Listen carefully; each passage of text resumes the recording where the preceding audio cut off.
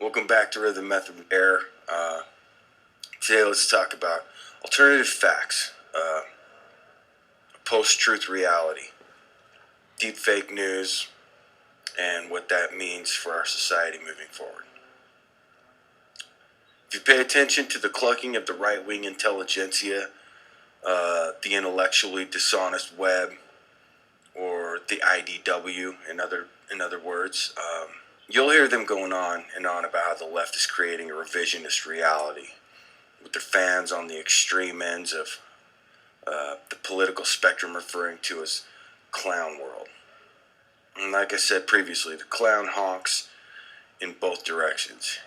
You might point to Steubenville or Brock Turner's examples of clown world on the right.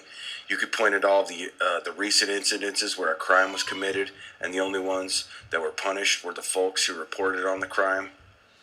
And that's if you aren't sufficiently moved by the State of the Union. Men are going their own ways, and nobody cares. Straight white males are complaining in record numbers of persecution, and they had a straight pride parade in Boston where only Nazis felt compelled to show up. Meanwhile, at gay pride parades in Detroit, police escorted Nazis as they shouted epithets at the attendees because they didn't want any violence breaking out. And they were protecting the Nazis. And in D.C., during their pride festivities, an active shooter's presence was reported and folks were trampled in an attempt by the crowd to dispense, and no shots were fired. Honk honk. I have little to zero sympathies for the likes of Alex Jones. If you remember, I'm making these videos in the hopes of one day contending with his toxic ideas and persuasions.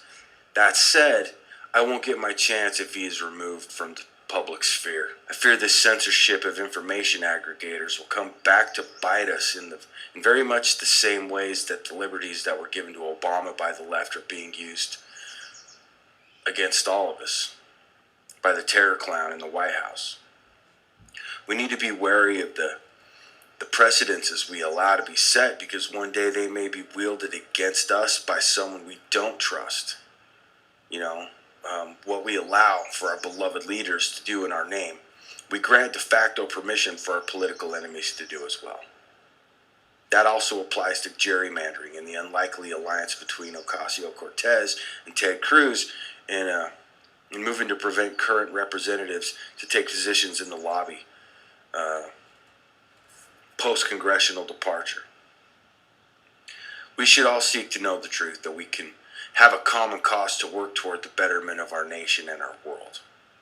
We can disagree and debate on the best course of action to take in bettering our society, but we have to be arguing from a common set of facts that seem to be mutually agreed upon by purveyors of either ideological persuasion. There are already profound degrees of distrust between the parties, bad faith on both sides. I say this reluctantly, knowing full well what feelings both sides' declarations evoke on the left. I understand it comes off as a betrayal, a denial, and for good reason. I get it. I understand how that makes me look. But I'm not loyal to the Democrats. I'm a leftist until the day comes and we have a sense of balance, and then it will stand squarely in the center of these issues, whenever, if ever, we should become one nation indivisible, with liberty and justice for all. What's causing the divisiveness? Again, Telecommunications Act of 1996. Why? What did it do? It was motivated by profit. Not to oversimplify, but it made it so that the news networks and agencies could craft their, quote, news to their audiences, the same way gerrymandering works to create a system by which politicians can choose their voters rather than the voters choosing their politicians. They realized that sacrificing the truth for our biases would sell more, to polarize us, to inflame us against one another was good for business, their business model, not ours. Impassioned resentment among the people was good for their ratings. Ratings over truth. Ratings over people. Money over people. The love of the almighty dollar. Convenience over necessity. becomes a value dynamic, an ethical dilemma. And what's a human being's life worth? How much convenience would you sacrifice for the life of another? That's the question pro-lifers have a different answer to.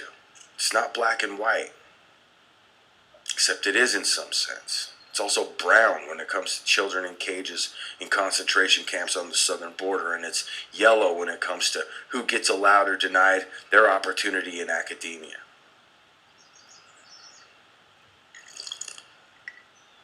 Eric Weinstein's blaming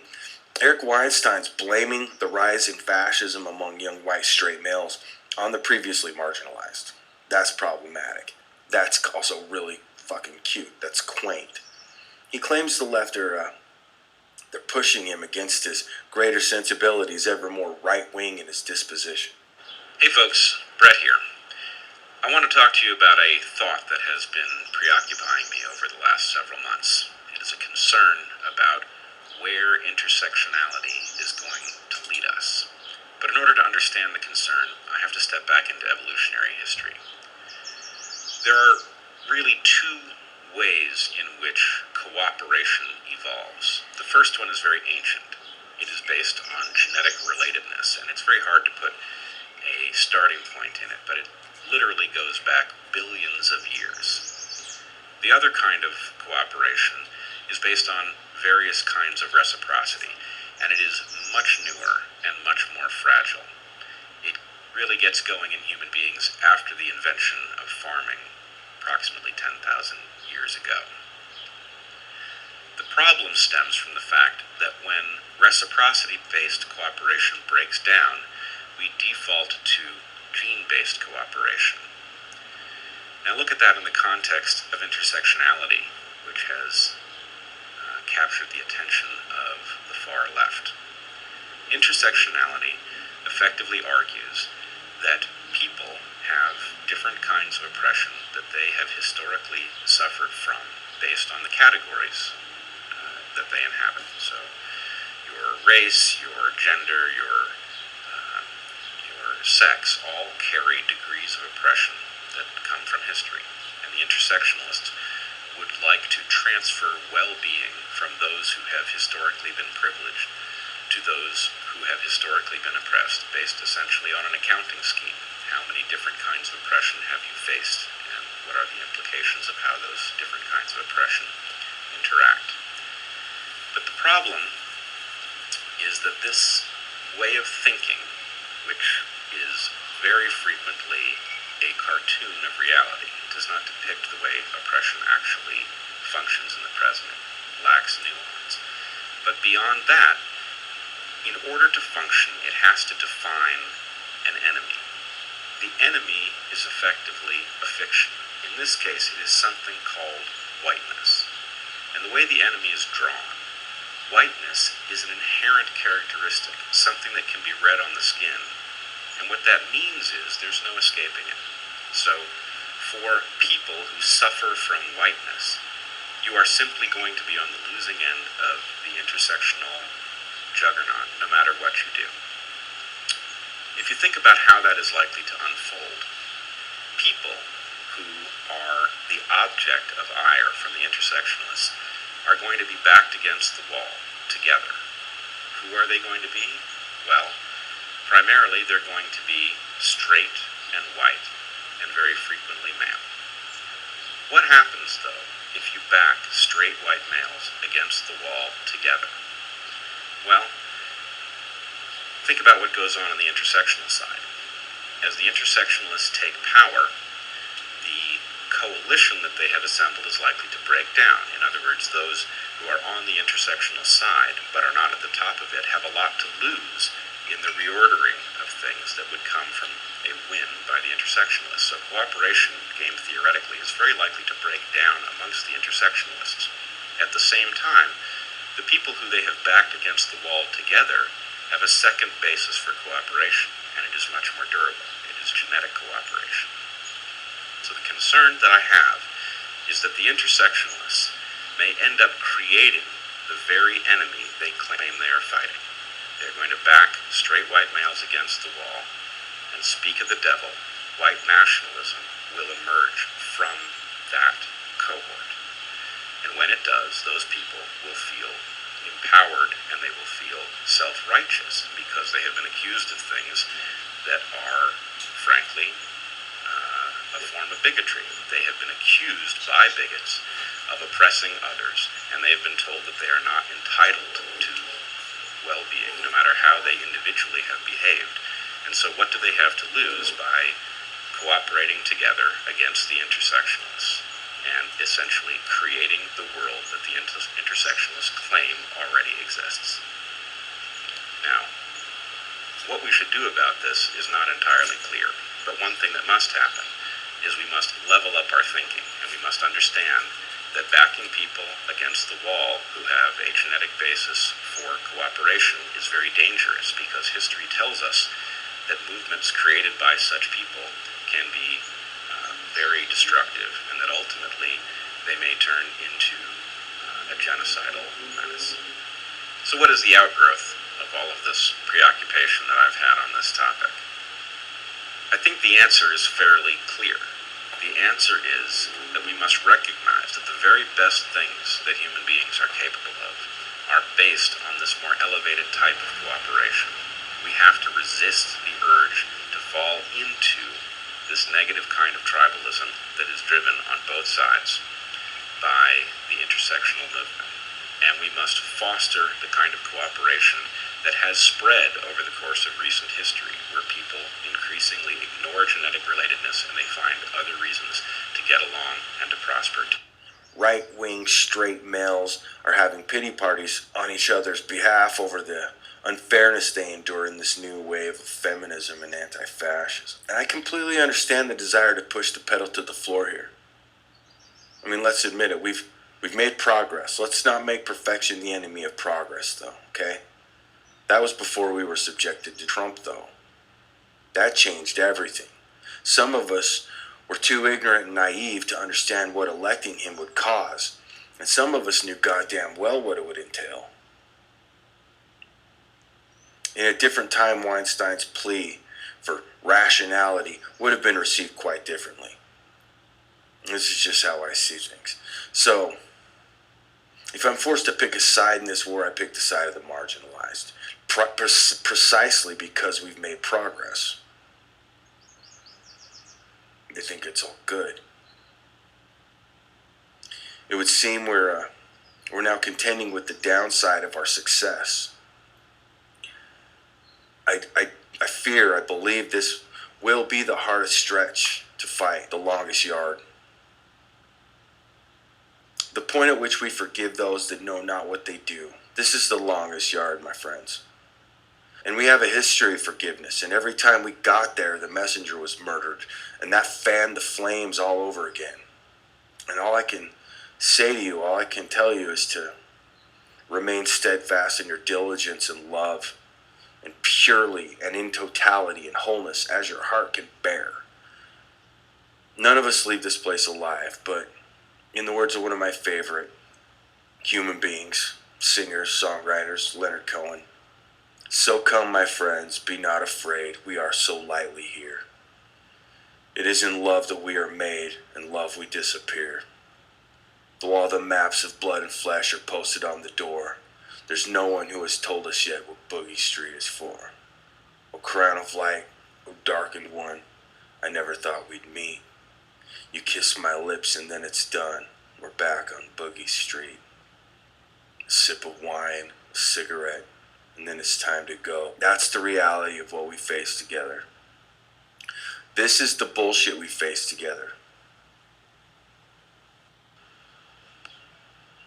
We're entering an era in which our enemies can make it look like anyone is saying anything at any point in time. Jordan Peele created this fake video of President Obama to demonstrate how easy it is to put words in someone else's mouth. Moving forward, we need to be more vigilant with what we trust from the internet. Not everyone bought it, but the technology behind such frauds is rapidly improving, even as worries increase about their potential for harm. This is your Bloomberg Quick Take on deepfakes. Deepfakes, or realistic-looking fake videos and audio, gained popularity as a means of adding famous actresses into porn scenes. Despite bans on major websites, they remain easy to make and find. They're named for the deep learning artificial intelligence algorithms that make them possible. Input real audio or video of a specific person, the more the better, and the software tries to recognize patterns in speech and movement. Introduce a new element like someone else's face or voice, and a deepfake is born. It's actually extremely easy to make one of these things. There were just some breakthroughs from academic researchers who work with this particular kind of machine learning in the past few weeks, which would drastically reduce the amount of video you need actually to create one of these. Programs like FakeApp, the most popular and widely available for making deep fakes, need dozens of hours of human assistance to create a video that looks like this, rather than this. In August, researchers at Carnegie Mellon revealed software that accurately rendered not just facial features, but changing weather patterns and flowers in bloom. This advance is not yet available to the public. But with increasing capability comes increasing concern. This is kind of fake news on steroids, potentially. We do not know of a case yet where someone has tried to use this to perpetrate a kind of fraud or an information warfare campaign, or for that matter, to really damage someone's reputation. But it's the danger that everyone is really afraid of. In a world where fakes are easy to create, authenticity also becomes easier to deny. People caught doing genuinely objectionable things could claim evidence against them is bogus. Fake videos can also be difficult to detect, though researchers around the world and at the U.S. Department of Defense have said they're working on ways to counter them. Deep fakes do, however, have some positive uses. Take Cereproc, a firm that creates digital voices for people who lose theirs from disease. Speech synthesis is the artificial production of human speech. There are also applications that could be considered either good or bad, like the many, many deepfakes that exist solely to turn as many movies as possible into Nicolas Cage movies. Deep fake news. We're on the precipice of a new level of deception in a world of illusion. There will come a time soon when the lies will be indetectable. That blade will swing both ways. One could be framed, one could be innocent yet presented with all the quote unquote proof required for us to blame. So what do? In whom do we trust? When our realities are fabricated in order to justify our own denials. You have any faith in your fellow man to spare? What did we allow to be done to Chelsea Manning, Snowden, Hampton, King, X?